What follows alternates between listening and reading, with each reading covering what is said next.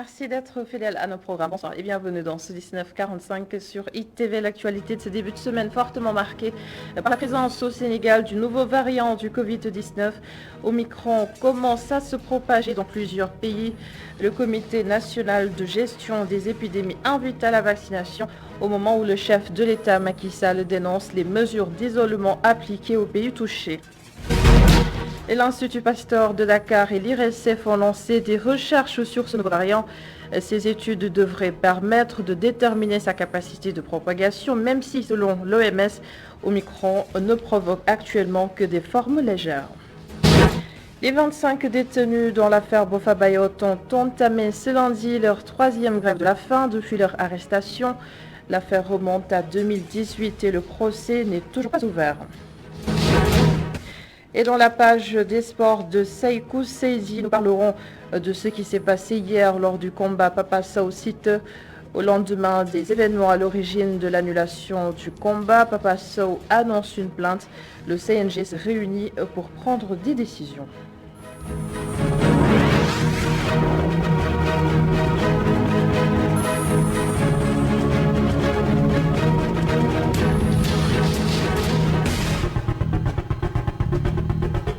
Nous démarrons cette édition avec ces violences inattendues qui se sont produites cet après-midi à Rufisque lors d'un match de Nawetan.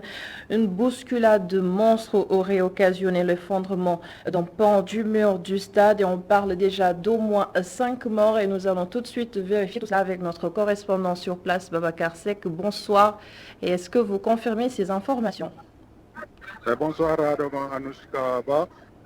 Je confirme, on confirme cette information. Et il faut dire que c'est la zone 3B de l'ODCAV de Rufisque qui a organisé sa demi-finale qui opposait l'ASC Tchaoulène et l'ASC GIF de Ndongo.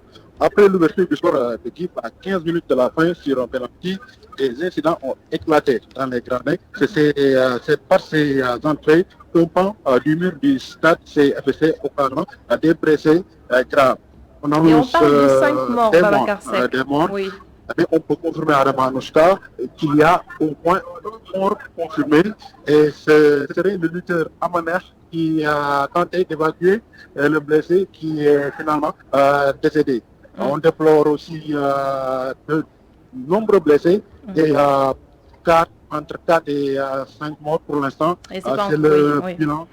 Ici à Rufisque, les blessés ont été évacués dans les différentes structures sanitaires de la vieille cité et on attend la confirmation du nombre exact de morts dans ces incidents qui a opposé l'ASC Tchaoulène et l'ASC GIF de Ndongo à Damanouchka. Merci beaucoup Babacar Seck pour toutes ces précisions et on va revenir sur ces informations dans la page des sports. À noter également que l'on parle toujours d'un bilan provisoire et je l'annonçais en titre à ce jour, un peu plus d'1 331 000 Sénégalais se sont fait vacciner sur une population totale de 17 millions d'habitants. Le Comité national de gestion des épidémies appelle à la vaccination massive. Un nouveau variant du Covid-19 est apparu alors que les craintes commençaient à se dissiper. Et le Sénégal, vous le savez, a rejoint la liste des pays touchés par Omicron. Nous y reviendrons tout à l'heure avec Moussa Mané qui a suivi la conférence de presse, ou plutôt la déclaration du CNGE. Macky Sall s'est aussi prononcé aujourd'hui sur les mesures d'isolement appliquées aux pays touchés par le nouveau variant. Selon le président de la République, il s'agit de décisions discriminatoires et contre-productives. Il s'exprimait aujourd'hui à l'ouverture du 7e Forum international de Dakar sur la paix et sur la sécurité. Et bien entendu, le terrorisme était au cœur des discussions. Macky Sall que nous écoutons. Si la situation s'améliore par endroits, l'apparition d'un nouveau variant dans plusieurs pays rappelle que nous sommes tous exposés au virus et pas encore à l'ère post-Covid. Mais le thème nous engage aussi à être résilients, déterminés et combatifs. Il le faut face aux effets néfastes d'une double crise sanitaire et économique à laquelle s'ajoute pour l'Afrique la vulnérabilité particulière au changement climatique, l'intensification des attaques terroristes et la recrudescence des coups d'État. L'urgence est là. D'ailleurs, parlant de Macron, il est aussi là depuis quelques jours. Il est partout. Et nous devons arrêter de nous faire peur. Nous devons respecter les gestes barrières. Nous devons continuer la vaccination. Je crois qu'on doit arrêter de faire peur à l'humanité tout entière, alors sur des sujets pour lesquels nous n'avons pas encore la pleine maîtrise. Et comme l'a clairement indiqué l'OMS, isoler un pays qui a séquencé un nouveau variant et a fait preuve de transparence est non seulement discriminatoire, mais aussi contre-productif.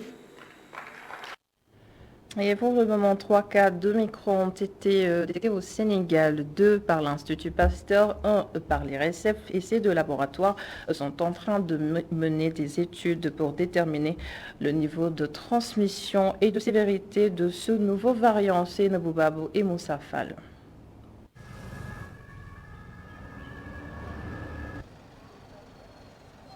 Les 3 cas du variant Omicron détectés au Sénégal posent 3 interrogations selon l'administrateur de l'Institut Pasteur de Dakar. Tout d'abord, la transmission du variant Omicron. Et souvent, on se pose 3 questions quand il y a un nouveau variant. La première question, c'est est-ce qu'il se transmet rapidement? Parce que cela est important pour la diffusion. La deuxième question, est-ce qu'il est associé à plus de célérité?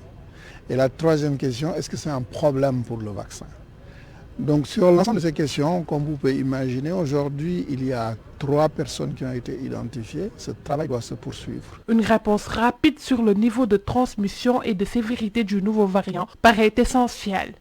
Et va permettre, à partir des analyses qui vont être faites, comme c'est actuellement dans le monde, de voir s'il va plus vite, de voir est-ce que des gens vaccinés en sont infectés et cela conduit à un échappement, et aussi de voir s'il est associé à de la sévérité.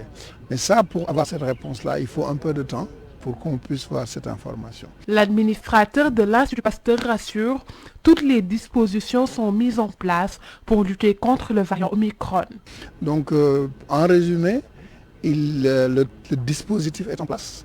Le travail se poursuit comme il a été fait pour le variant Delta, le variant Delta, le variant Alpha, et que nous allons sur tout ça, non seulement au niveau du Sénégal, mais avec les autres pays de la sous-région. C'est pour ça que c'est important de mettre en place ce dispositif qui se fait avec le ministère de la Santé, avec les autres acteurs qui travaillent ici au niveau du Sénégal et qui permet de répondre correctement. Face à ce nouveau variant, l'Organisation mondiale de la santé rappelle que la vaccination reste essentielle pour réduire les cas graves et les décès. Et la France s'engage à accompagner l'Afrique afin de lui permettre d'atteindre une souveraineté vaccinale à l'horizon 2040. Selon le ministre français des Affaires étrangères, Jean-Yves Le Drian, 19 millions de doses ont déjà été acheminées sur le continent et l'objectif c'est d'atteindre au moins 120 millions de doses de vaccins. Écoutez. Madiba, c'est un projet innovant, majeur pour le développement de la souveraineté vaccinale. Parce que le sujet qui est devant nous, pour lequel nous travaillons ensemble, c'est de faire en sorte que l'Afrique aboutisse à avoir la souveraineté vaccinale. Et d'être au résultat, au rendez-vous des objectifs fixés par l'Union africaine. Vous l'avez rappelé tout à l'heure, c'est de faire en sorte qu'il y ait une autonomie de 60% de la production de vaccins en Afrique à l'horizon 2040. En matière de vaccins, je pense que tout le monde l'a bien compris, il y a ceux qui disent et ceux qui font, ceux qui annoncent et ceux qui livrent. Ce n'est pas toujours les mêmes. Et c'est d'ailleurs rarement les mêmes. Nous, on livre. En ce qui concerne la France, le président de la République s'est engagé à une livraison de dons de 120 millions de doses. Il y en a aujourd'hui 73 millions de livrés. Et une partie significative aussi sur le continent africain. On retourne sur la déclaration du CNGE, le Comité national de gestion des épidémies. Je le rappelle, à ce jour, un peu plus d'1 331 000 Sénégalais se sont fait vacciner. Le CNGE appelle à la vaccination massive. Un nouveau variant du coronavirus est donc apparu. Je vous propose de suivre ce compte-rendu de la déclaration. C'est avec Moussa Mané. Les 3 cas d'Omicron détectés au Sénégal par l'IRSF sont aujourd'hui guéris. Selon la directrice générale de la santé, Le nombre de cas contacts a totalement baissé. Aujourd'hui, dans tout l'espace CEDEAO, comme UEMOA, nous avons nos pays frères qui viennent au niveau du Sénégal pour voir qu'est-ce qu'il faut faire en matière de tests. Et ils ont découvert naturellement, avec des séquençages rétrospectifs, comme l'a si bien demandé l'OMS, l'Organisation mondiale de la santé, on a trouvé 3 cas de Omicron. Je rappelle que ces 3 cas sont guéris. Ils ont tous eu un deuxième test négatif, mais sur le plan réglementaire, nous sommes en train de parler avec les autres pays. Samedi, nous étions à 409 contacts par rapport au premier cas de l'IRSF, parce qu'il était venu dans un séminaire. Mais pour vous dire que le monde est actuellement organisé en matière sanitaire, nous avons aujourd'hui quelque chose comme 200 qui ont répondu donc, au questionnaire. Elle invite les Sénégalais à aller se faire vacciner et à continuer à respecter les mesures barrières. La première enquête, il y a de cela 1 an, nous étions à 20%. Qu'est-ce qu'on va trouver d'ici 5 à 15 à 10 jours? Dieu seul sait. Mais nous pensons également qu'une bonne partie de la population aujourd'hui a été en contact. On peut être en contact avec le virus, mais ne pas tomber malade. Donc aujourd'hui, nous pensons que si on continue à relancer la vaccination, à aller vers des vaccinotromes, c'est-à-dire vers des stratégies de proximité, si on continue le respect strict des gestes barrières, c'est le masque. Surtout dans des zones fermées, il faut le masque. Et nous demandons à toutes les personnes, à toutes les associations qui sont en train d'organiser ces rassemblements, c'est extrêmement difficile. Moi, je viens d'un autre continent il y a ça 2 semaines. C'est difficile de dire qu'il n'y aura pas de rassemblement. Mais qu'est-ce qu'il faut? Il faut s'asseoir pour dire qu'on fait les gestes barrières. C'est le masque, c'est la distance, même si nous mangeons. Le Comité national de gestion des épidémies tient des rencontres tous les lundis pour réfléchir sur le système de renforcement de surveillance. En actualité de ce lundi, c'est aussi cette nouvelle grève de la faim entamée aujourd'hui par les 25 détenus dans l'affaire Boffa Bayotte. Il s'agit du 3e mouvement d'humeur pour réclamer l'ouverture de leur procès. Les familles ont exprimé leurs inquiétudes et voici le porte-parole Ousmane Sani au micro de Hassan Ba depuis Ziguinchor. J'aimerais donc saluer... Dans son offre programmatique, le candidat à la mairie de Dakar, Abdoulaye Diouf Sarr, annonce une grande conférence territoriale tous les ans pour une harmonie entre les 19 communes et la ville. Nous voulons chaque année mettre en place, dans le cadre d'un comité de développement de ville, organiser la grande conférence territoriale de Dakar. C'est quoi la grande conférence territoriale de Dakar? Faire en sorte que, dans un format peut-être comme celui-là, mais peut-être amélioré, avec l'ensemble des acteurs de Dakar, faire en sorte que l'on se retrouve.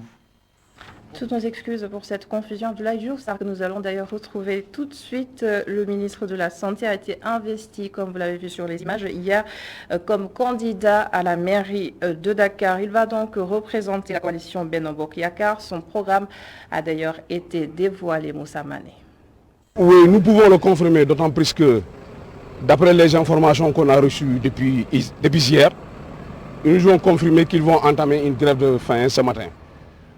J'aimerais donc saluer... Dans son offre programmatique, le candidat à la mairie de Dakar, Abdoulaye Diouf Sarr, annonce une grande conférence territoriale tous les ans pour une harmonie entre les 19 communes et la ville. Nous voulons chaque année mettre en place, dans le cadre d'un comité de développement de ville, organiser la grande conférence territoriale de Dakar.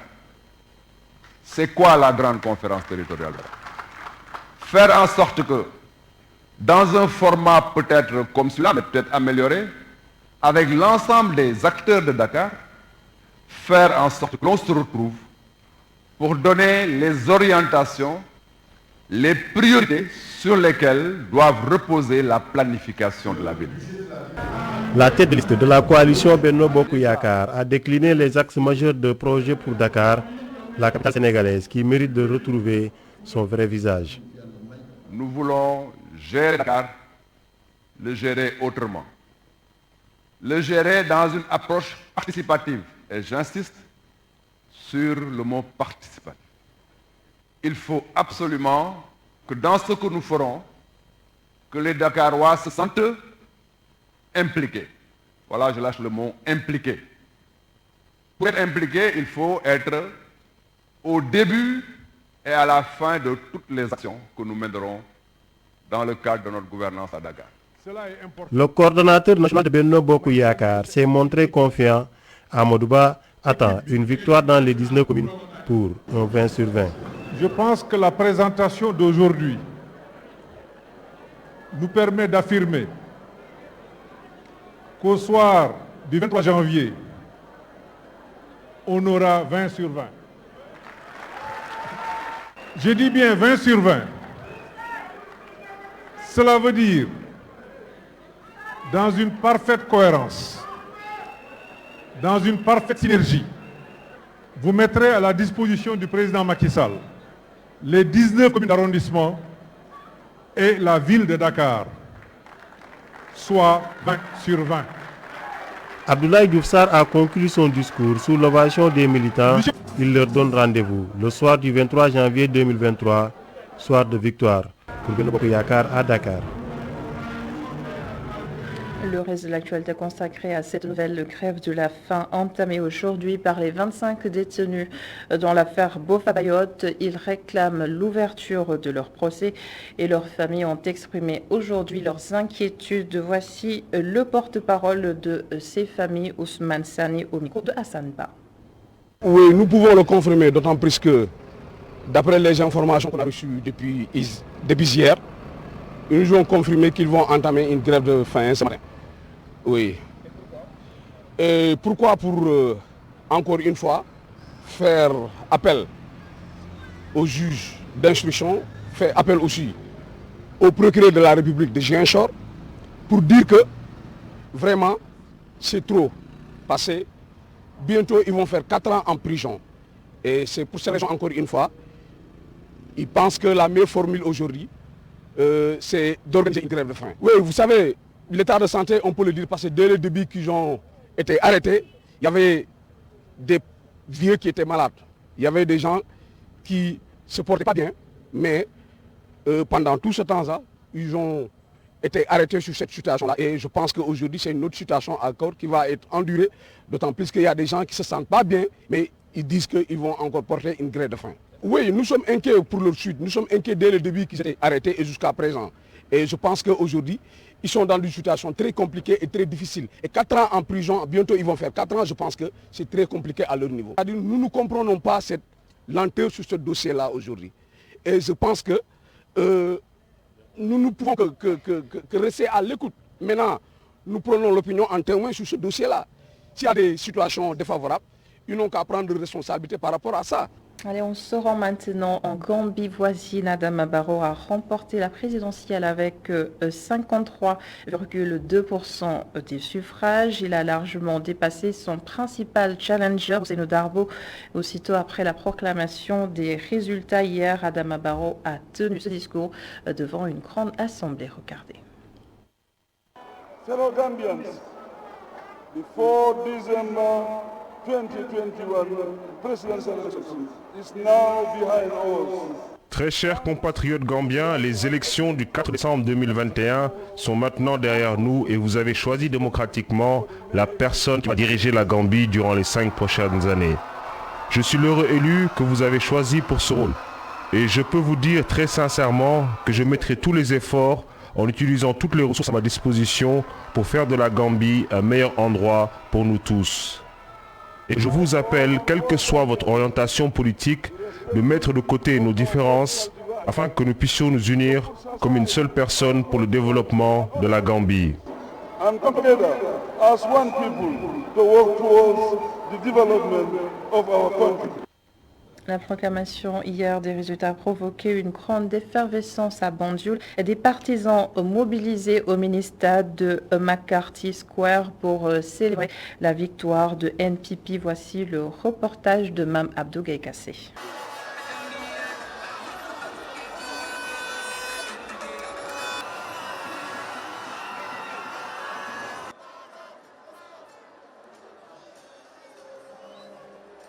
Adama Barrow, il n'y en avait que pour lui dans les rues de Banjul où l'expression ambiance bon enfant a trouvé tout son sens.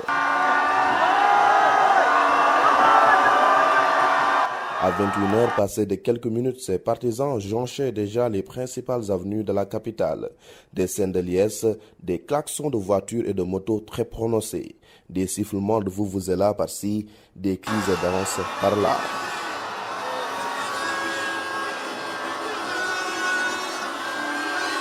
Dans l'enceinte du mini-stade McCarthy Square, sur l'avenue Independence Drive, à quelques pas du palais présidentiel, plusieurs milliers de sympathisants du président réélu à sa propre succession ont répondu favorablement à son appel pour le discours de la victoire. Jean-Baptiste Diouf et Bakary Camara sont aux anges, torse nu et visage tout peint en blanc. Ils ne sont pas surpris par le triomphe du successeur de Diamé. Toutefois, ils l'invitent à rendre aux jeunes et aux populations qui l'ont plébiscité la monnaie de leurs pièces.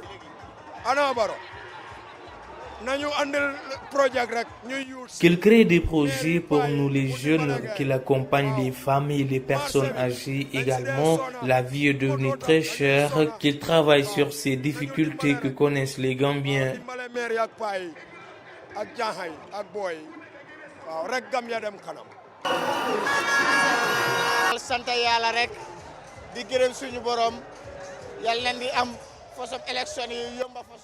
Nous rendons grâce à Dieu pour cette victoire éclatante. L'élection s'est très bien passée dans la paix et dans le calme. À mon avis, il doit se concentrer maintenant sur les préoccupations majeures des jeunes, dont la question de l'emploi. Aucun pays ne peut aller de l'avant si sa jeunesse est au chômage. Donc, nous l'interpellons par rapport à cela.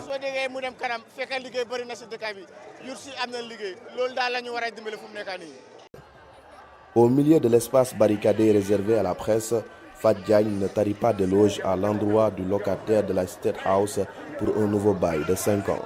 Cet activiste voit en Adama Barrow un rassembleur épris de paix et à l'écoute de tous les Gambiens. Dans son discours, le président Adama Barrow a rendu hommage à ses opposants.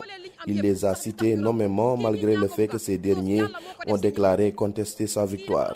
Les Gambiens l'adoubent pour ses qualités humaines exceptionnelles. Moi, je le soutiens parce que c'est grâce à lui que mes enfants sont de retour en Gambie. Dès qu'il a entendu mon cri du cœur, il m'a aidé sans condition. C'est pourquoi cette élection était une question de vie ou de mort pour moi. Réélu avec la manière, Adama Barrow a du mil à moudre. Il est attendu sur la matérialisation de ses promesses de campagne. Et les partisans de Ousseynou Dabo crient à la fraude. Ils comptent déposer un recours pour faire annuler les résultats dans certaines localités à Amadou Barry. Au moment où les partisans du président sortant festoyaient au centre-ville de Banjul, c'est un calme de cimetière qui régnait au domicile d'Ousseynou Dabo, situé à Pipeline, un quartier excentrique de la capitale gambienne. Réunis plutôt pour suivre en direct l'annonce des résultats, tout était pourtant mis en place pour célébrer leur victoire finale. Bâches, sonos, chaises et barrières pour contenir la foule. L'un des rares à être resté jusqu'au milieu de la nuit est ce jeune responsable du parti. Il a du mal à dissimuler sa colère. Nous sommes désagréablement surpris par les résultats communiqués par la Commission. On s'attendait tous à notre victoire finale en tant que parti le plus représentatif du pays. C'est un crève-cœur de constater des fraudes qui nous ont coûté notre victoire.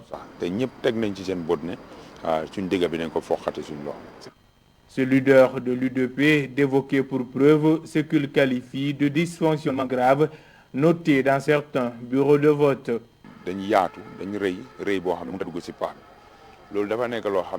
Dans certains bureaux de vote, l'on a constaté que les billes étaient trop grandes pour être introduites dans les tuyaux. Cela est une première dans ce pays. Autre fraude constatée, c'est avec les PV à la commission. Personnellement, j'en ai fait l'amère expérience. On a arrondi les chiffres pour le sortant dans certains bureaux de vote. Cette jeune responsable du parti en province s'était également déplacée pour fêter la victoire de son mentor. La mine triste, elle annonce déjà la marche à suivre pour son parti. Nous rejetons totalement les résultats rendus. Nous avons de preuves à l'appui que le processus n'a pas du tout été transparent, fulmine la jeune femme. Ceux deux responsables de préciser que la partie est loin d'être gagnée pour leur adversaire. Ils comptent déposer dans les prochains jours un recours devant les juridictions.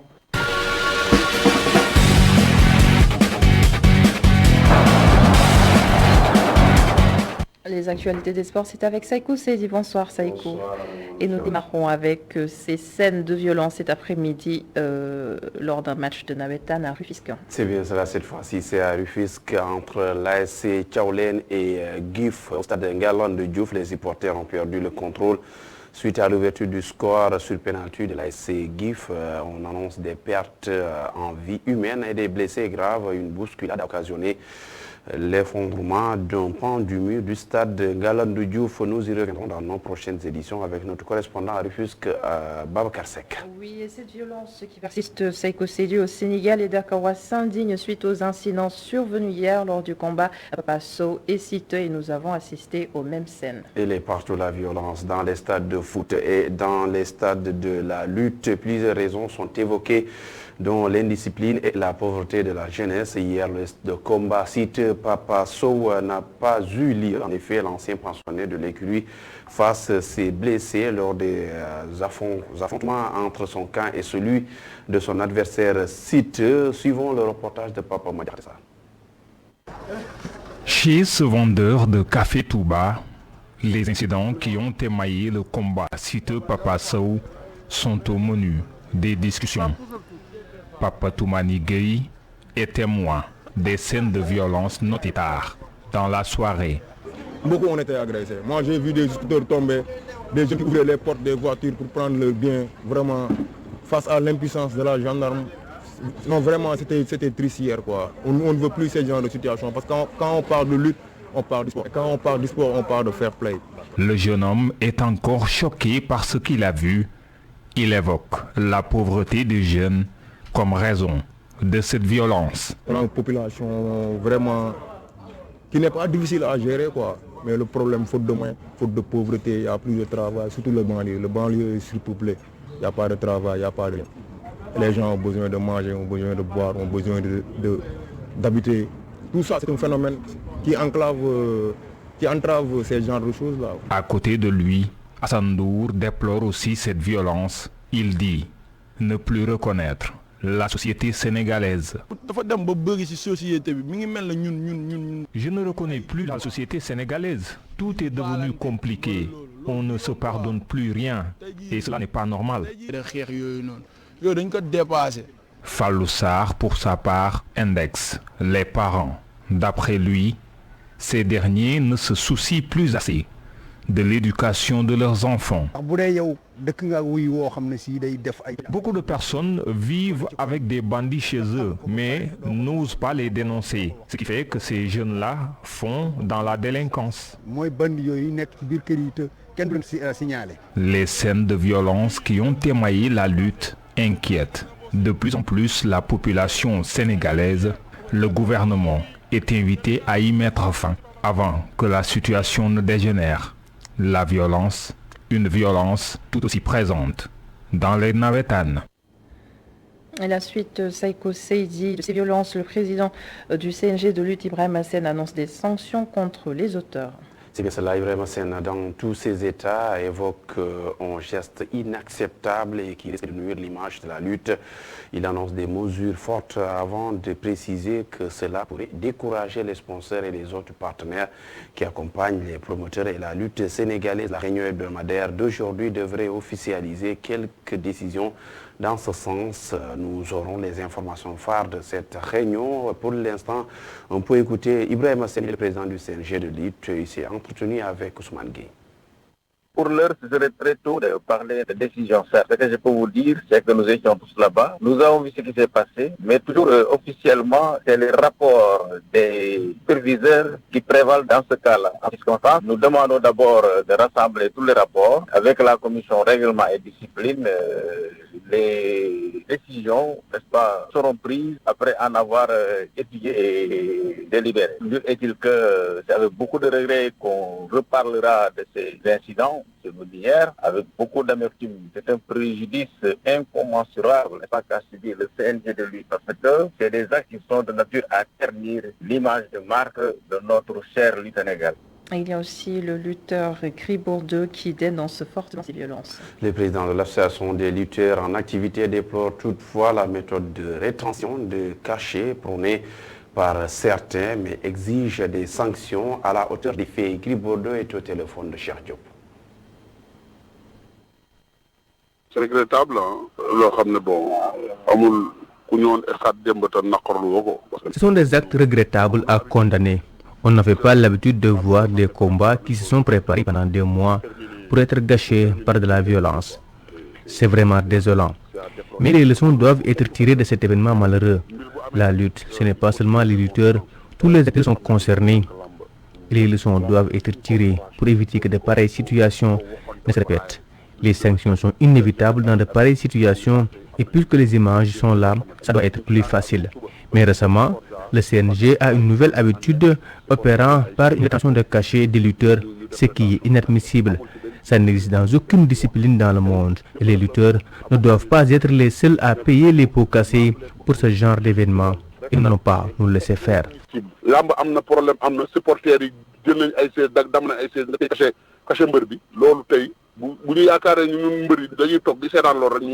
Et nous changeons tout à fait de discipline maintenant football avec le week-end des Sénégalais dans les championnats européens. En France, Habib Diallo marque avec Strasbourg et en Ligue 2, Aliou Badji, Moustapha Nam, Joseph Lopi et Yannick Arthur Gomis ont retrouvé la faille en Turquie, Mamba Batiam, mais ont doublé et Mbaïnian marque aussi avec Galatasaray. Pape Abdou Cissé, il ne faut pas l'oublier, le défenseur central sénégalais a inscrit un doublé hier. Le tout drop des Lions, c'est Cheikh Diop.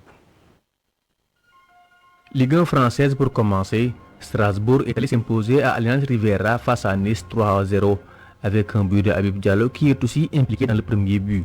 Encore un clean sheet pour Alfred Gomis, le 13e de la saison. Le Stade est allé en mettre 5 à l'AS Saint-Etienne à Geoffroy Guichard. Mais les Sénégalais ont surtout brillé en deuxième division. Amiens bat Dunkerque 3-0 grâce à un doublé et une passe décisive de Aliou Badji, mais également un très bon Formose Mendy en défense centrale. Nancy a été dompté par Quevilly 2-1 malgré une réalisation de Mamadou Thiam.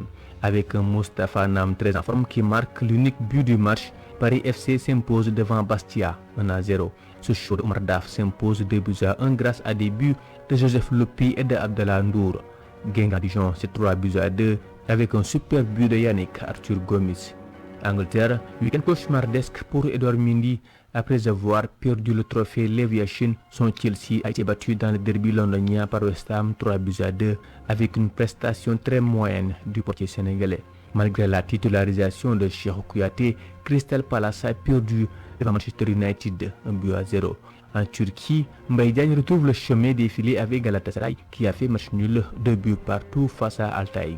Kayserispor bat Antalya Sport grâce à un doublé de Mamba Batiam qui se retrouve avec 6 buts en 12 matchs et 2 passes décisives. En Belgique, Pape Makhtar Gueye marque son 10e but de la saison et offre la victoire à Ostende 2-1 devant Kassel. En Grèce, avec le doublé de Pape Abou Cissé, Olympiakos l'emporte 3-1 devant Ofi, une victoire qui leur permet de rester leader du championnat. Terminant en Géorgie où Adama Wade, ancien de DC, a marqué aussi un doublé de la 36e journée du championnat face à Dynamo Tbilissi, mais ils ont malheureusement perdu 3-2.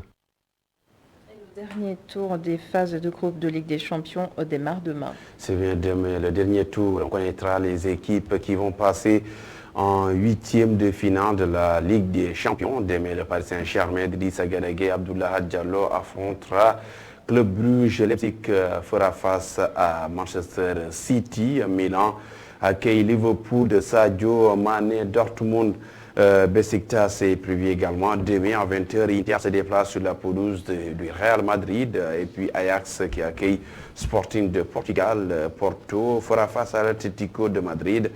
Sheriff se déplace sur la pelouse de Shakhtar mercredi pour terminer donc ce tour, le dernier pour les phases de groupe de la Ligue des Champions. La Juventus de Turin accueille Malmo. Chelsea se déplace sur la pelouse de Zénith et puis Barcelone qui va faire un voyage quasi impossible sur la pelouse de Bayern. Il va falloir une victoire pour les Catalans pour se qualifier au prochain tour, alors que Wolfsburg accueille Lille. Villarreal du Sénégalais Dia Boulaye se déplace sur la pelouse d'Atalanta. Salzbourg accueille Séville. Young Boys sera à United pour défier donc Manchester.